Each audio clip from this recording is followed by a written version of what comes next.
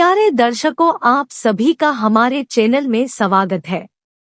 धर्म से जुड़ी वीडियो देखने के लिए हमारे चैनल को सब्सक्राइब और लाइक करें। धन्यवाद।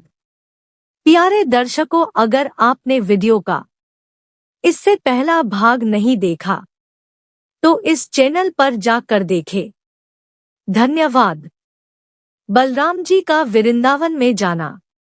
शुक्रदेव जी ने कहा कि हे परीक्षित, एक दिन श्याम व बलराम जी दोनों भाई राजमंदिर में बैठे थे। उस समय बलभद्र जी ने वृंदावन व गोकुल का सुख व आनंद व यशोदा का प्रेम वर्णन करके श्री कृष्ण जी से कहा कि वृंदावन से आते समय हम दोनों भाइयों ने यशोदा व गोपियों से करार किया था कि फिर आकर तुमसे मिलेंगे, सो वहां जाने का संयोग नहीं हुआ।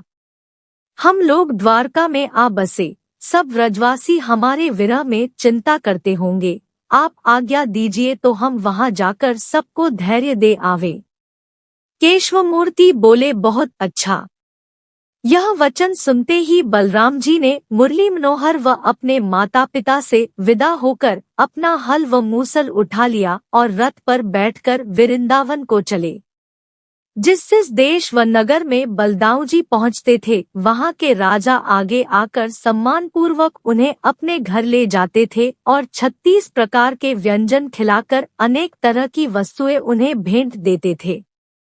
इसी तरह रेवतीरमण सब राजाओं से भेंट करते व उनको सुख देते हुए उज्जैन में अपने गुरु सांदीपन के स्थान पर पहुँचे।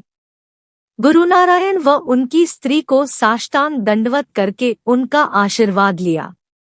जब 10 दिन वहां रहकर फिर वृंदावन में आए तो क्या देखा कि जिन गायों को श्याम सुंदर चराया करते थे वे सब गौ श्याम सुंदर का ध्यान करके वन में चारों ओर बिडरी फिरती है और मुंह बाय बाय कर चिल्लाने के सिवा घास चरने की चाह नहीं रखती।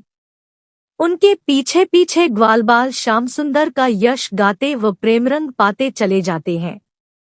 ठौर ठौर व्रजवासी लोग मोहन प्यारे का बाल चरित्र आपस में कहकर उसी चर्चा में अपना जन्म काटते हैं। जब बलराम जी ने यह दशा देखते ही आंखों में आंसू भरकर अपना रथ खड़ा किया, तब नंद व यशोदा आदि सब गोपियां व ग्वाल उनके आने का समाचार सुनकर बड़े प्रेम से मिलने के लिए दौड़े और बलराम जी को देखकर अति प्रसन्न हुए। 2 नंद तात देखे तभी और यशोदा माए। बलदाऊ अति प्रेम सो गिरे चरण पर धाये। नंद व यशोदा ने बलराम जी को अपने चारों पर से उठाकर छाती में लगा लिया और मुख चूमकर प्यार किया। जब बलराम जी ने ग्वालबालों के गले मिलकर उनको कुशल पूछी, तब व्रजवासी लोगों ने श्याम व बलराम का बालचरित्र याद करके आंखों में प्रेम के आंसू भर लिए। नंद व यशोदा ने बलदाऊ जी को बड़े प्रेम से घर ले जाकर कहा, बेटा, हम लोगों को तुम्हारे विरह में एक क्षण वर्ष के समान बीतता है। तुम अपना हाल बतलाओ, हमारे बिना इतने दिन वहां क्यों कर रहे? तुम धन्य हो जो इतने दिन पर यहाँ आकर हमारी सुधि ली और अपना चंद्रमुख दिखालाकर हमारी आत्मा ठंडी की। कहो, मोहन प्यारे व राजा उग्रसेन व वसुदेव आदि यदुवंशी कभी हमको याद करते हैं या नहीं? बलराम जी बोले, हैं नंद बाबा, तुम्हारी कृपा से मुरली मनोहर सब यदुवंशियों समेत प्रसन्न होकर दिन रात आपका यश गाते हैं। यह सुनकर यशोदा बोली, है बलराम जी, तब से मोहन प्यारे हम लोगों की प्रीति छोड़कर मथुरा में चले गए, तब से हमारी आंखों के सामने अंधेरा सा छाया रहता है। 8 पहर उन्हीं की याद व चर्चा में दिन बीतता है। कदाचित मथुरा में रहते तो कभी कभी उनको देख आती, इतनी दूर द्वारका में जा नहीं सकती। 4 कहिए कहा कृष्ण की बाता, जिनको हम चाहे दिन रात, वे हमको चाहत कछु नहीं। ऐसे निठुर भय मन माही। हे बलदाऊ जी, वह ऐसा निर्मोही है कि कभी अपना संदेशा भी नहीं भेजता। सच पूछो तो अब वे द्वारिकापुरी के राजा होकर हम गरीबों को क्यों याद करेंगे? 2 अब तो महाधनी भय सब राजन के राज। ग्वालन की सुधि करत ही उनको आवत लाज। हे बलराम जी, भला यह बतलाओ कि कन्हैया कभी मेरी व राधा आदि गोपियों की सुधि करता है या नहीं। मेरे निकट वह यहाँ से वहाँ अधिक सुख पाता है, पर हम लोगों को उसके देखे बिना चैन नहीं पड़ती। देखो, रोहिणी ने भी हमारी प्रीति छोड़कर श्याम सुंदर को ऐसा वश कर लिया कि उसने कभी अपना दर्शन नहीं दिया। जब यशोदा इसी तरह अनेक बातें कहकर रोने लगी तब बलदाऊजी ने उसको समझाकर धैर्य दिया। जब बलभद्र जी संध्या समय वृंदावन गांव में निकले तो क्या देखा कि राधा आदि सब व्रजबाला तनुक्षीण मन मलिन श्याम सुंदर के ध्यान में इधर उधर फिरती है। मोहन प्यारे के बाल चरित्र की चर्चा के सिवा दूसरा कुछ प्रयोजन उनको नहीं है। जैसे राधा आदि गोपियों ने बलदाऊजी को अकेले में देखा वैसे झुंड का झुंड उनके पास आकर दंडवत करके पूछने लगी, कहो बलराम जी, तुम कब आए? हमारे प्राणनाथ कभी हम लोगों को याद करते हैं या नहीं? जब से हमें वृंदावन में छोड़कर आप मथुरा गए तब से एक बेर उद्धव के हाथ योग साधने का संदेशा हमको भेजा था, फिर कुछ सुधि नहीं लिया। अब सुना है कि समुद्र के टापू में द्वारकापुरी बसाकर वहां रहते हैं। अब हम गरीबिनियों को क्यों याद करेंगे? यह सुनकर दूसरी सखी बोली, प्यारी, अब उन्हें क्या प्रयोजन है जो राजगद्दी छोड़कर यहाँ आवे। 4 वह काहू के नाही मीत, मात पिता की छोड़ी प्रीत, राधा बिन नहीं रहते घड़ी, सो वह है बरसाने पड़ी। दूसरी व्रजबाला ने कहा, है प्यारियों, हम लोगों ने लोकलाज व कुल परिवार छोड़कर उससे प्रीति लगाकर क्या सुख पाया। उससे कोई अपनी भलाई की आशा मत रखो। दूसरी गोपी बोली कि द्वारका की स्त्रियां उनका विश्वास किस तरह करती होंगी। दूसरी ने कहा कि मैं ऐसा सुनती हूँ कि उन्होंने द्वारकापुरी में जाकर 16,108 महासुंदरी राजकन्याओं से अपना विवाह किया है, उनके साथ 8 पहर प्रीति करते हैं। अब उन्हें छोड़कर हम गवारियों के पास क्यों आवेंगे। 2016 सहस कुमारी का सुंदर रूप निधान, 10 सुत जिनके भये श्रीयदुनाथ समान।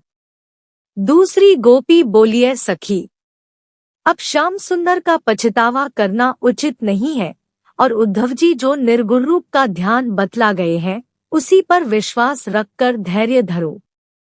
दूसरी सखी ठंडी श्वास लेकर बोली, है प्यारी, मुझे वह सावली सूरती व मुरली की धुनी नहीं भूलती, किस तरह धैर्य धरूं। 2 नहीं जानो सखी श्याम की कौन देश की रीति, मानहु कभोर नहीं हती व्रजवानी सो प्रीति। दूसरी सखी विरह की माती हुई बोली, ए बलदाऊजी, देखो, मोहन प्यारे ने इतने दिन बीतने पर भी यह नहीं विचारा कि हमारे विरह में गोपियों की क्या दशा होती होगी। संसार में जो कोई पशु पक्षी पालता है उसको भी इस तरह नहीं भूलता। यह कठोरता उनकी देखकर मैंने जाना कि उनका अंतःकरण भी उन्हीं के समान काला है, नहीं तो वह दीनदयालु व गोपीनाथ कहलाकर ऐसा कठोरपन न करते।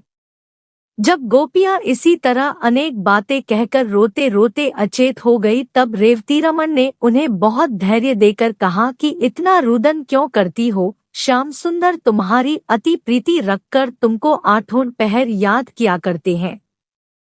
यह वचन सुनते ही सब व्रजबाला चैतन्य हो गई। उनमें से एक सखी बोली, ए प्यारियों, रोना छोड़कर जो मैं कहूँ सो करो। 4 हलधरज के परसों पाव, सदा रहो इन्हीं की छाव। यह है गौर श्याम नहीं गाता, कही है सुनी संकर्षण उत्तर दियो। तुम्हारे हित नहीं कपट की बाता, गमन हम कियो। आवन हम तुमसे कही गए, ता कारण हम आवत भये। रही 2 मास करेंगे रासा, पुरखेंगे सब तुम्हारी आशा। जब बलराम जी गोपियों से प्रेमपूर्वक बातें कहकर उनका मन बहलाने लगे तब एक व्रजबाला ने कहा, है बलभद्र जी, तुम्हारा भाई बड़ा कठोर है, हम लोग ऐसा जानती तो कभी उससे प्रीति न करती। दूसरी बोली है बलदाऊ जी। वह चित्तचोर यहाँ गाय चराता था और मक्खन दही चुरा कर खाता था, अब द्वारकापुरी का राजा हुआ, हम गरीबिनियों की याद क्यों करेगा? हमारा नाम लेने से उसे लज्जा आती होगी। दूसरी सखी जो विरह में व्याकुल थी वह झुंझला कर बोली, अब मैंने अपना मन श्री कृष्ण जी के समान कठोर कर लिया, उन्हें धन वस्त्री प्रतिदिन अधिक मिले, मैं इसी दुखसागर में प्रसन्न हूँ। दूसरी गोपी ने कहा, मैं सुनती हूँ कि श्याम सुंदर का प्रद्युम्न बेटा अपने पिता के समान सुंदर व बलवान हुआ है, 16,108 उनकी स्त्रियां और सब संतान चिरंजीव रहे। दूसरी ने कहा कि अक्रूर निर्दयी जो यहाँ आकर प्राणनाथ को ले गया और उद्धव जी हम लोगों से योग सत्वाने आया था, वे दोनों अच्छी तरह है। दूसरी गोपी बोली, ए बलराम, तुम हमारी बातों को हंसी न मानकर सच सच बतलाओ कि श्याम सुंदर की स्त्रियां उनकी बात का विश्वास करती है या नहीं। दूसरी व्रजबाला ने कहा कि उनमें जो बुद्धिमान होंगी वह कभी उनकी बात का विश्वास न करेंगी। दूसरी सखी ने कहा, हे बलदाऊ जी, कभी नंदलाल जी उन स्त्रियों के सम्मुख हमारी भी चर्चा व याद करते हैं या नहीं? भला तुम ही न्याय करो कि जिसके लिए हम लोग लाज छोड़कर इतना दोह पाती है, उसने हमें इस तरह छोड़ दिया जैसे सर्प केचुल तचकर फिर उससे कुछ वास्ता नहीं रखता।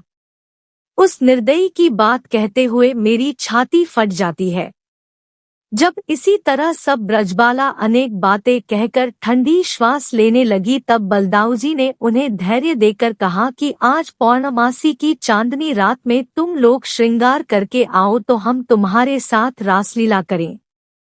यह बात सुनते ही सब व्रजबालाओं ने अपने अपने घर जाकर श्रृंगार किया। जब संध्या समय बलभद्र जी अति उत्तम भूषण व वस्त्र पहनकर वृंदावन की कुंजों में गए तब राधा आदि गोपियां भी पहुंची। 4 ठाड़ी भई सबे शिरनाए, हलधर छवि बरनी नहीं जाए, कनक बरन नीलांबर धरे, शशिमुखा कमलनयन मन हरे, अंग अंग सब भूषण साजय, देखत कामदेव अति लाजय। रेवती रमण की छवि देखते ही सब व्रजबालाओं ने उनके चरणों पर गिरकर विनय किया, है दीनानाथ, अपने वचन के प्रमाण रासलीला कीजिए। यह सुनते ही जैसे बलराम जी ने हूँ किया वैसे ही रासलीला का स्थान यमुना के किनारे तैयार होकर शीतल मंद सुगंध हवा बहने लगी और अनेक रंग के बाजे, भूषण व वस्त्रादिक वहां प्रकट हो गए। तब सब व्रजबालाओं ने लाज छोड़कर मृदंग व करताल आदि बाजा उठा लिया और गति से नाचकर गाने बजाने व भाव बतलाने से बलदाऊ जी को रिझाने लगी। जब रेवती रमण भी उनका सच्चा प्रेम देखकर उनके साथ गाने और नाचने लगे तब वरुण देवता ने उत्तम वारुणी उनके पीने के लिए भेज दी, सो बलदाऊ जी गोपियों समेत पीकर आनंद मचाने लगे।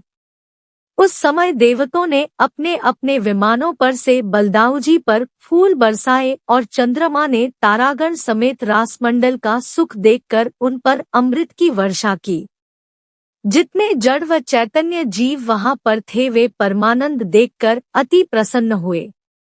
रासलीला देखने के लिए यमुना जल बहने से थम गया, हवा का चलना बंद हो गया। उसी आनंद में रेवती रमन ने जलविहार करना विचार कर यमुना जी को पुकार कर कहा कि तुम हमारे निकट आकर हमें स्नान कराओ। जब यमुना जी ने उनकी आज्ञा नहीं मानी तब बलराम जी ने क्रोध से अपना हल यमुना जी में डालकर उसका पानी अपने पास खींच लिया और उसमें जलविहार करके जागने का परिश्रम मिटा।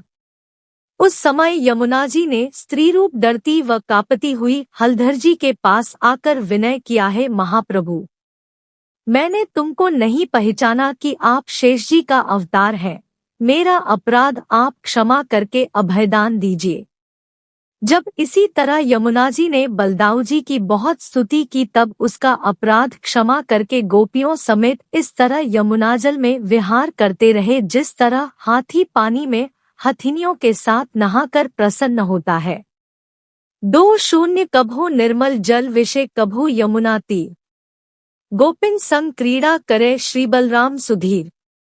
जब रेवती रमन जलविहार करके गोपियों समेत बाहर आए तब वरुणादिक देवतों ने उत्तम उत्तम भूषण व वस्त्र व मोतियों की माला का वहां ढेर लगा दिया।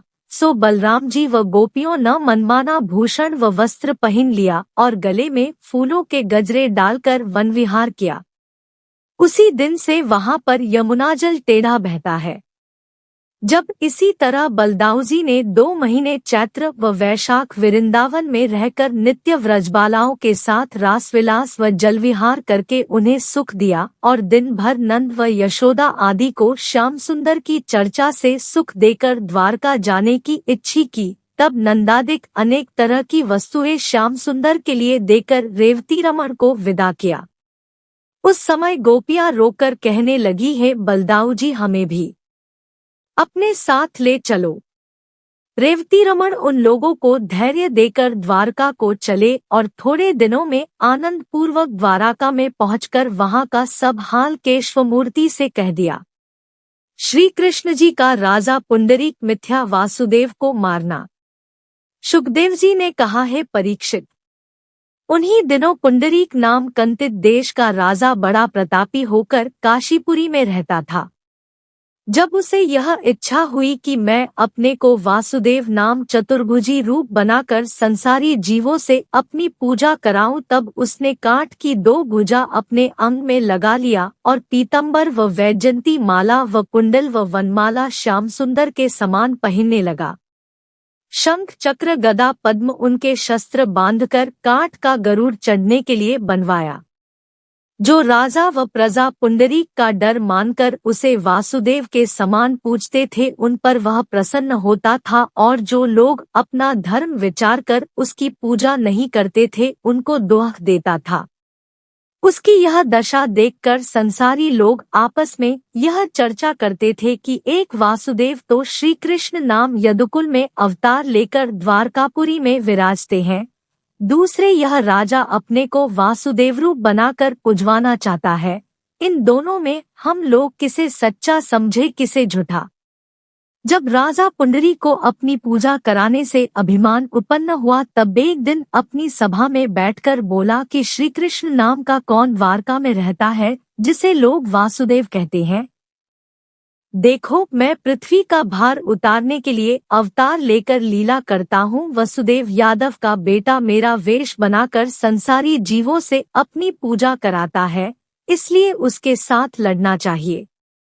ऐसा कहकर राजा पुंडरीक ने एक ब्राह्मण को बुलाकर कहा कि तुम द्वारका में जाकर श्री कृष्ण जी से कह दो कि मेरा वेश छोड़कर हमारी आज्ञा पालन करे, नहीं तो हमारे साथ आकर लड़े। जब यह संदेशा लेकर वह ब्राह्मण द्वारका में पहुंचा और राजा उग्रसेन के सामने खड़ा हुआ, तब द्वारकानाथ ने उस ब्राह्मण को दंडवत करके पूछा कि कहो द्विजराज, कहाँ से आए, अपने समाचार बतलाओ। यह वचन सुनते ही उस ब्राह्मण ने हाथ जोड़कर कहा कि हे महाप्रभु, मैं राजा पुंडरीक का कुछ संदेशा कहने के लिए काशी से आया हूँ, पर वह कहते हुए लज्जा मालूम होती है। दूत को संदेशा छिपाना न चाहिए, इसलिए अपने प्राण की रक्षा पाऊं तो कहूं। श्याम सुंदर बोले कि तुम निस्संदेह कहो, इसमें तुम्हारा कुछ अपराध नहीं है। यह वचन सुनकर ब्राह्मण देवता ने कहा कि हे दीनानाथ, राजा पुंडरीक ने आपको यह संदेशा कहला भेजा है कि त्रिभुवंती जगत का उत्पत्ति करने वाला मैं होकर 8 पटरानी से भोग व विलास करता हूँ। मैंने पृथ्वी का भार उतारने के लिए अवतार लिया है। शंख चक्र गदा पद्म मेरे पास है। मैं गरुड़ जी पर चढ़ता हूँ। तुम मरा वेश बनाए रहकर अपने को वासुदेव नाम क्यों प्रकट करते हो? तुम त्रिभुवंती होते तो राजा जरासंध के डर से भागकर द्वारका में क्यों रहते? अब तुमको उचित है कि शंख चक्र गदा पद्मादिक शस्त्र बांधना और वासुदेव नाम प्रकट करना छोड़कर मेरी आज्ञा में रहो, नहीं तो यदुवंशियों समेत तुम्हें मारकर पृथ्वी का भार उतारूंगा। तब तुम जानोगे कि सच्चा वासुदेव कौन है और झूठा वेश किसने बनाया है। तुम आज तक नहीं जानते कि अलख अगोचर निरंजन का रूप त्रिलोकीनाथ मैं हूँ। सब ऋषि व मुनि मेरे नाम पर यज्ञ व दान व जप व तप करके बड़ाई पाते हैं। मैं ब्रह्मारूप होकर उत्पत्ति व विष्णु रूप से पालन व महादेव रूप होकर जगत का नाश करता हूँ। हमने मच्छरूप होकर वेद को समुद्र से बाहर निकाला, कच्छप रूप से मंदराचल पर्वत अपनी पीठ पर उठाया, वाराह रूप धरकर पृथ्वी पाताल से निकाल लाए, नरसिंह अवतार लेकर हिरण्यकशिपु दैत्य को मारा, वामन रूप धरकर राजा बलि से पृथ्वीदान लिया, राम अवतार लेकर रावण का वध किया। मेरा यही काम है कि जब दैत्य व अधर्मी राजा हरिभक्तों को दोहक देते हैं, तब मैं अवतार लेकर पृथ्वी का भार उतारता हूँ। इसी वास्ते अब भी अवतार लिया है। कृष्णचंद्र आनंदकंद बड़े हर्ष से उसका संदेशा सुनते थे, पर दूसरे यादववंशी यह मिथ्या वचन सुनकर उस ब्राह्मण को हंसने लगे। एक यादववंशी क्रोधित होकर बोला कि हे ब्राह्मण देवता, तुम यह क्या मिथ्या बात कहते हो? कोई दूसरा यह झूठी बात आकर कहता तो बिना मारे न छोड़ते। यह सुनकर श्री कृष्ण जी ने यादववंशियों से कहा कि सुनो भाई, दूत पर क्रोध न करना चाहिए। 2-0 राजसभा में बैठाकर कभू हंसिए नाही, या समान अवगुण नहीं लिख्यो पुराणन माही। यदुवंशियों से ऐसा कहकर श्याम सुंदर उस ब्राह्मण से बोले, हे द्विजराज, तुम अपने राजा से जाकर कह दो कि हम तुम्हारा संदेशा सुनकर अति प्रसन्न हुए। वह अपने यहाँ युद्ध की तैयारी करे, मैं आकर अपना वेश छोड़ दूंगा या उससे वासुदेव वेश छुड़ाकर उसका मांस कौवे व कुत्तों को खिलाऊंगा। यह वचन सुनते ही ब्राह्मण ने काशी में आकर सब हाल राजा पुंडरीक से कहा। जब कुछ दिन बीते, श्याम सुंदर ने यदुवंशियों समेत काशीपुरी के निकट पहुंचकर 5 जने शंख बजाया। तब राजा पुंडरीक वह शब्द सुनते ही 2 अक्षौहिणी दल संग लेकर दैत्य संहारण के सामने आया। जब पारसंग्रह भौमासुर के भाई व मित्र काशिनरेश ने, जो प्रयाग में राजा था, यह हाल सुना, तब वह भी 3 अक्षौहिणी सेना साथ लेकर उसकी सहायता करने के लिए काशी जी में आ पहुंचा। जिस समय दोनों दल में मारूबाजा बजकर तीर व तलवार आदि अनेक तरह के शस्त्र चलने लगे, उस समय शूरवीर मार मार कहकर अपने प्राण देते और कायर लोग पीछे को भागकर गिर पड़ते थे। जब रणभूमि में राजा पुंडरीक ने चतुर्भुजी रूप बनाए हुए श्याम सुंदर के सामने आकर उन्हें ललकारा, तब वैकुंठनाथ ने हंसते हुए उसका मुकुट उतारकर कहा कि अब सच बतलाओ, किसका पाखंडी रूप है? हे राजन, जो संदेशा हमको तुमने कहला भेजा था वह याद होगा, उसी प्रमाण हम तुम्हारे पास आए हैं। अब भी मेरा वेश अपने अंग से उतारकर तुम यह बात कहो कि हमसे अपराध हुआ, जो ऐसा संदेशा भेजा तो तुम्हारे प्राण छुड़ा देंगे, नहीं तो तुम्हारा सिर काट लेंगे।